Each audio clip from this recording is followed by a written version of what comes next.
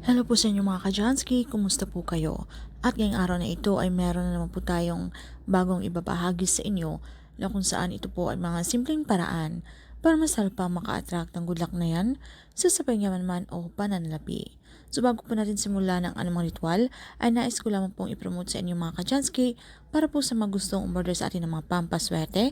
Meron po tayo sa inyong mga negosyo, sa inyong mga trabaho, sa inyong mga career, o kung kayo po ay mahilig maglaro ng anumang uri ng sugal, meron po tayong pampaswerte dyan.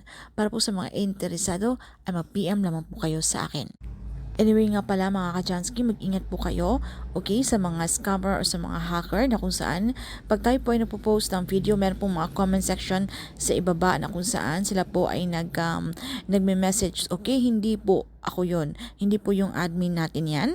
So, meron po silang mga link na binibigay sa inyo, wag nyo po yung i-click, okay, dahil baka po ma-hack ang inyong account. Dahil meron na po tayong isang follower or subscriber natin ay nahack po ang kanyang account dahil po ay nag-click po siya doon sa link na binigay nila. So, mag-ingat po tayo. Hindi po saklaw yan ng Janice Christian Vlogs.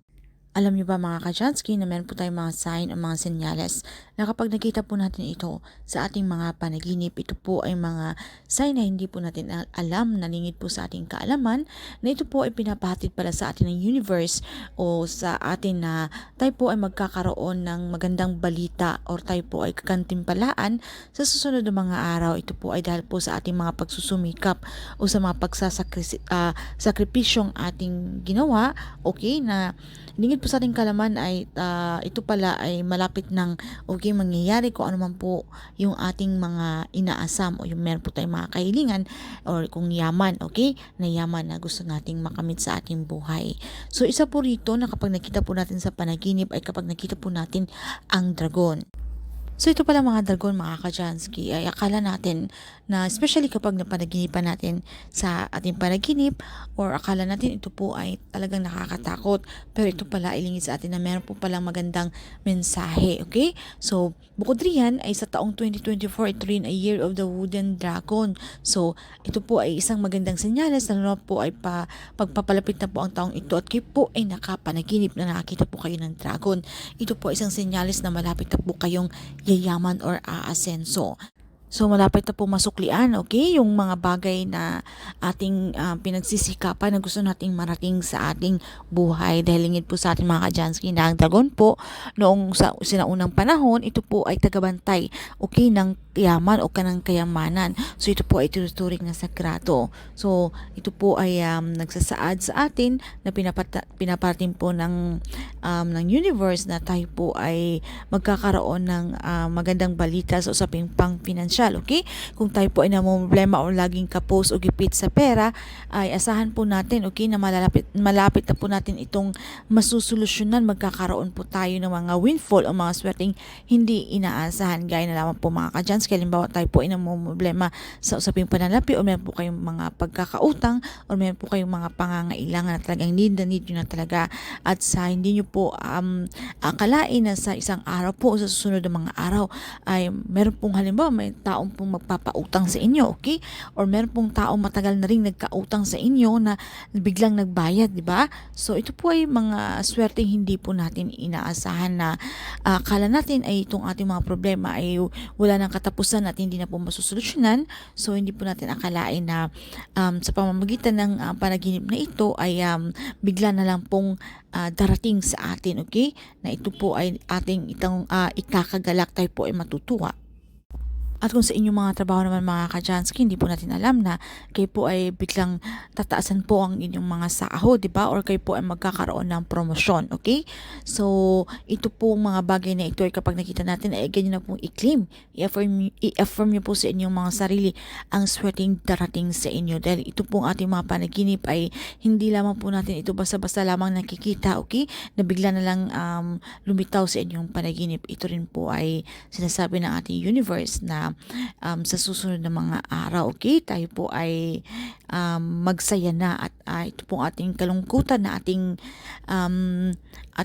nararamdaman ay ito po ay magtatapos na at mapapalitan na po ito ng galak. Kaya po tayo po ay maging positibo. Okay? Tayo po ay claim.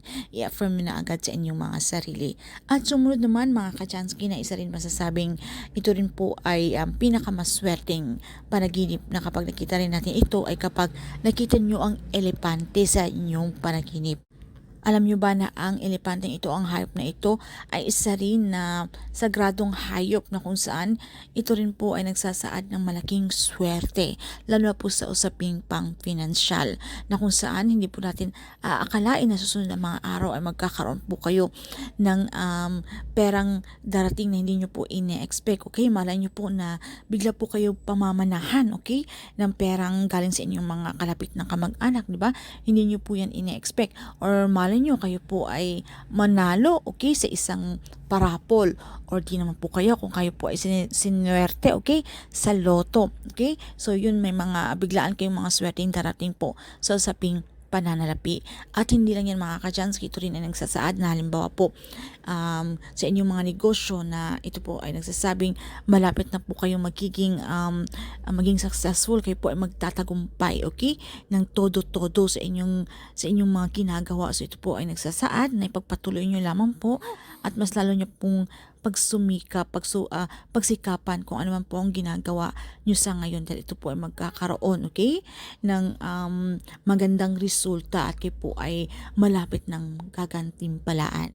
So, ayun lamang po mga Kachansky ang dalawang senyales o sign. Okay, na kapag sandaling nakita nyo ito, okay, ay siguradong sa darating na 2024 ay malapit na po kayong yayaman o kayo po ay aasenso, kayo po ay magiging successful sa taong yan, okay? So, iligin din po sa atin, okay, na ito pong Year of the Dragon, para po tayo mas lalong siswertihin, ay pwede din po tayo magligay, okay, ng mga palamuti, okay, ng mga dragon na yan sa ating pamamahay para mas lalo pa po tayong maka-attract ng swerte, o pwede rin po tayo maglagay ng mga elephant, okay? Ito rin po mga palamuti na ito ay mga good luck, lucky charm na mas lalo pang makahatak ng swerte na yan. So, ayan lamang po mga Kachansky, pero tandaan pa rin po natin na itong mga interpretasyon ng panaginip ay isang gabay o inspirasyon lamang.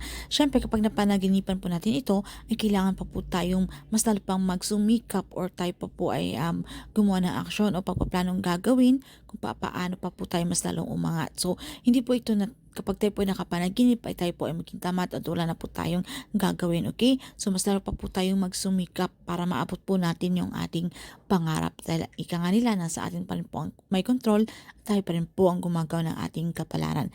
Nasa ating kamay ang tagumpay mga Kachansky. So, mga Kachansky, kung may po kayo mga katanungan or hindi naman masyadong klaro sa ating topic for today, ipaki-comment na lamang po sa ibaba. So, ayan naman po mga Kachansky, maraming salamat sa inyong walang sawang pagsuporta dito sa ating channel. So, inuulit ko po sa inyo mga Kachansky, okay? Mag-ingat po kayo sa mga nagme-message po doon sa ating comment section na kung saan sila po ay meron pong mga link na sinesend sa inyo na kung saan ito po ay sasabi nilang nakakatulong na sila po ay nag-invest, etc. Okay, meron po ako nababasa at meron din po akong isang follower or subscriber na nag-message po sa akin na nahack po ang kanilang FB, okay? So, mag-ingat po kayo at huwag po kayong mag-click ng anumang link at ito po ay hindi sa cloud, okay, ng Janice Christine Vlogs, okay, kung sino man po nagme-message sa comment section. Kung meron man pong mag-comment ay tandaan nyo po, tingnan nyo po yung name at yung nakasulat doon na author, okay, doon sa comment section. So mag-ingat po kayo lagi mga Kachansky.